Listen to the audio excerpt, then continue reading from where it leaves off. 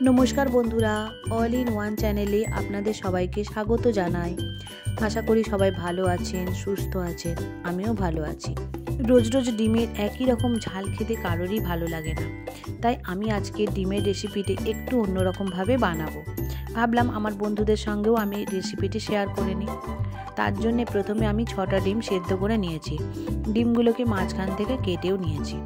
এবারে একটা fry pan বসিয়ে ফ্রাই প্যানে 2 চামচ তেল দিয়েছি। দিয়ে তেলটার মধ্যে কিছুটা পরিমাণ নুন ও হলুদ দিয়েছি। নুন ও হলুদটা দেওয়ার কারণ ডিমটা দিলেই তেলের মধ্যে প্রচণ্ড তেল ছিটায়। নুন হলুদ দিলে তেলটা অতটা ছিটাবে না।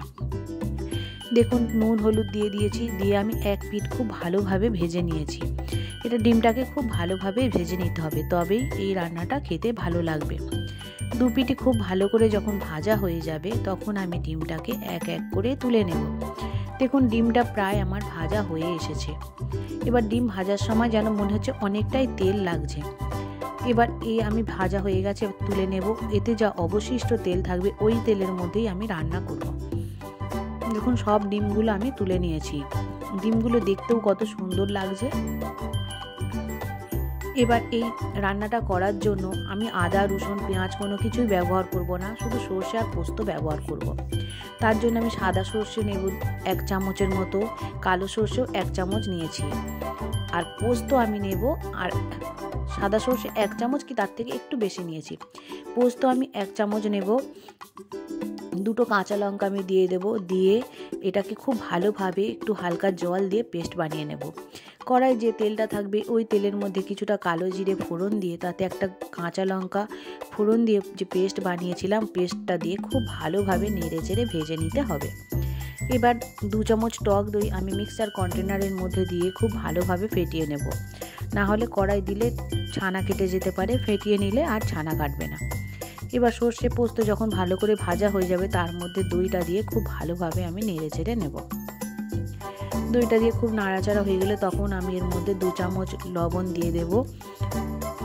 লবণটা দিয়েও একটু নাড়াচাড়া করব। তার কিছুক্ষণ পরে আমি এর মধ্যে কিছুটা পরিমাণ গুঁড়ো দুধ দিয়ে দেব। 2 চামচের মতো গুঁড়ো দুধ আমি এর মধ্যে দিয়ে দেব। দিয়ে খুব ভালোভাবে নেড়ে চেড়ে মশলার মধ্যে মিশিয়ে নেব। কিছুটা স্বাদের জন্য আমি কিছুটা পরিমাণ চিনি দেব।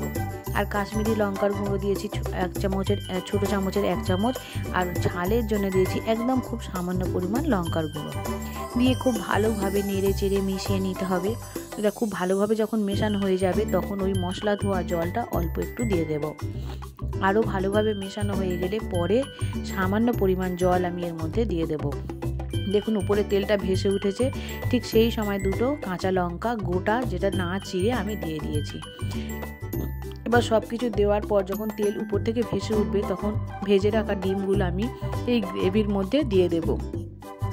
গ্রেভির মধ্যে দিয়ে দিলে দেখবেন কি ভালো দেখতে সুন্দর লাগবে।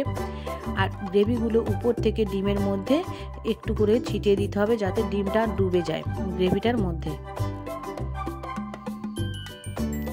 গ্রেভির মধ্যে খুব ভালোভাবে ডুবে যাবে। দেখুন কি সুন্দর উপর দিকে তেলটা চলে এসেছে, খুব ভালো খুব ভালো দেখতে লাগছে। আর এটা খেতেও খুব সুন্দর হয়। আপনারা যদি বাড়িতে এইভাবে বানিয়ে দেখতে পারেন স্বাদ বদল তো হয়েই যাবে, খুবই ভালো লাগবে। এবার উপর থেকে নামানোর কিছু আগে একটু কাঁচা সর্ষের তেল নিয়ে আমি ছড়িয়ে দিয়েছি।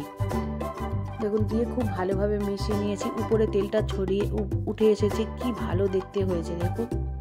এটা খেতেও খুব সুন্দর হয়। এইভাবে আপনারা বাড়িতে ডিমের রান্না করে দেখতে পারেন।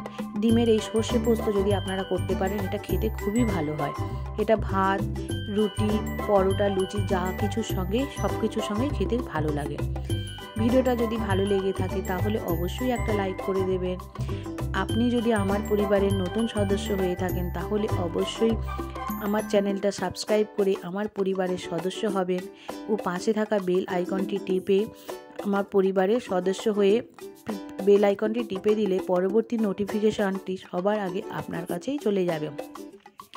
ভিডিওটা যদি আরও ভালো লাগে তাহলে বন্ধুদের মধ্যে শেয়ার করতেও ভুলবেন না। দেখা হবে পরের একটা ভিডিওতে। ভালো থাকবেন, সুস্থ থাকবেন।